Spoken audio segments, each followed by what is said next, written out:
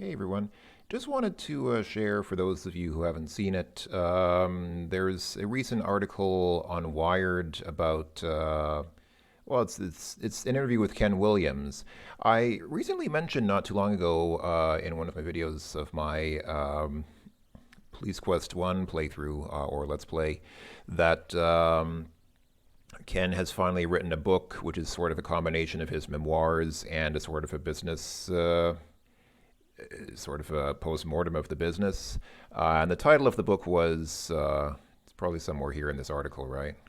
Well, the article is kind of lengthy. It goes on for a bit. But the book, yeah, here we go. The book is called Not All Fairy Tales Have Happy Endings.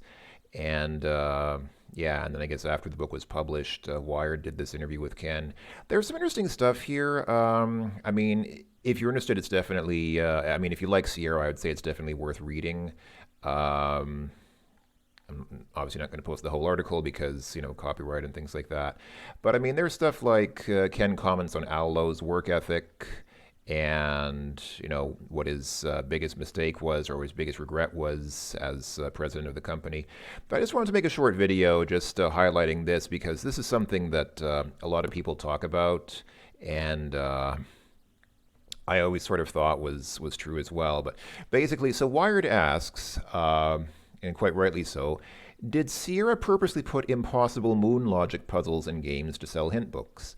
Now, this is a common conspiracy theory which many people have so strongly believed as to see it as a foregone conclusion, including myself. I always just assumed, yeah, they must have made the puzzles really hard just because, extra $10 for selling the hint book for the game. Why not? But Ken's answer is interesting. Ken says no. I'm trying to remember if the designers got a piece of the action on the hint books, and I don't think so. The designers' careers rose or fell on how people liked their games. They were entrepreneurs. They wouldn't have deliberately sabotaged one of their own games. The problem was always the people who would play through a game in the first 12 hours.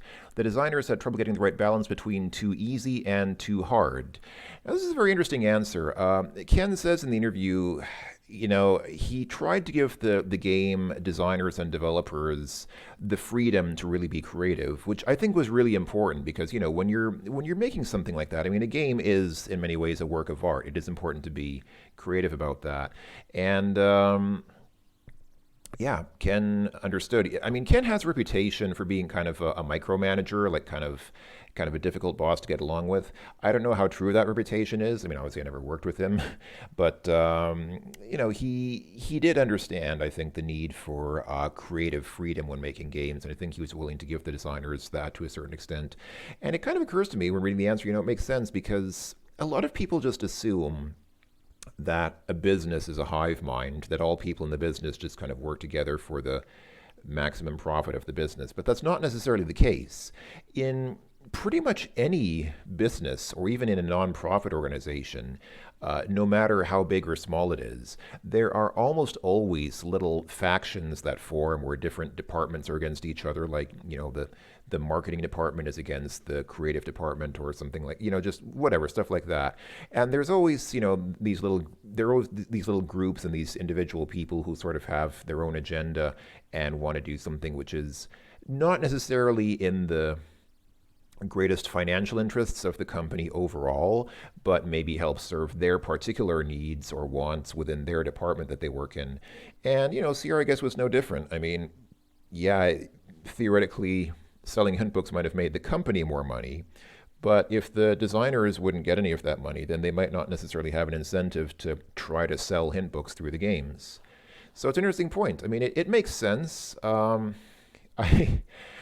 I don't know how true it is, but I mean, I don't think Ken's the kind of guy to lie. I mean, again, regardless of what you think of him, at least he's fairly honest. I think he's reasonably honest, and I don't think he's tried to cover up anything because if you read the book, it's fairly honest. Like he doesn't try to sugarcoat things and say, well, yeah, Sierra died, but on the plus side, he really just says, yeah, it was terrible what happened in the mid '90s with Sierra. He regrets what happened, and he doesn't try to justify himself or save himself or anything like that. He really just says, yeah, we did what we did, and there's no going back now. So I guess this is probably true. I just wanted to highlight that because it's interesting. Because a lot of people say, yeah, Sierra just wanted to sell hint books. Well, it's not necessarily the case. And he makes a good point. That the last point there about how people had trouble getting the right balance between too easy and too hard. It makes me think about games today. You see a lot of games today where some speedrunner, like designers spend years and years and years with teams of hundreds of people. They put so much effort into the game, and then some speedrunner figures out how to beat the game in 20 minutes. And sometimes game designers they have different attitudes towards speedrunners. Some game designers are totally cool with speedrunners and say, yeah, if you want to speedrun the game, go ahead, why not? Other people say, yeah, it's a little unfortunate when people kind of reduce all of our hard work to just a 20-minute speedrun video, or even less than 20 minutes sometimes.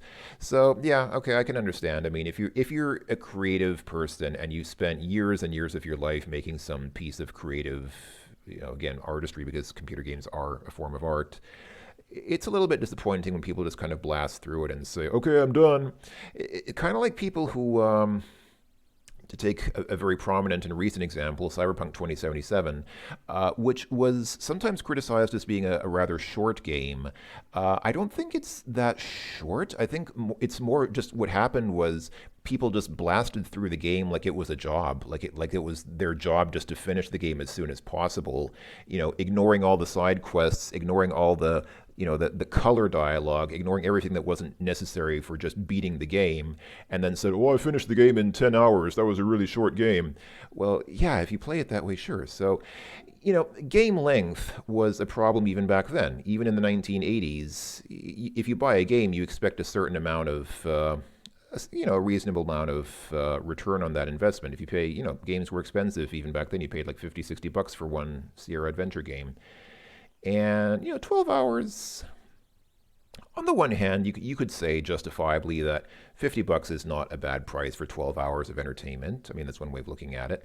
But on the other hand, you would probably want your game to last a little bit longer than that. And especially in those early days, because back then computer games were still pretty new. It was a very new sort of form of expression and creativity, and a lot of people didn't know what people would have a hard time figuring out and what was easy for people. That's why I say, sometimes speedrunners, you'd think that a game's really huge and hard, and then some speedrunner figures out how to beat it in some ridiculously short amount of time by exploiting some game mechanism.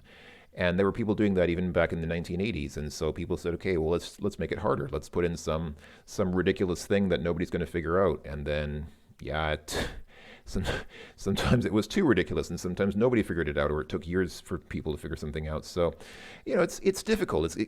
Like he says, getting the balance is difficult, and especially in terms of testing and things like if you consider how many people test games today, look at the credits for any AAA game today and see how many people play tested the game.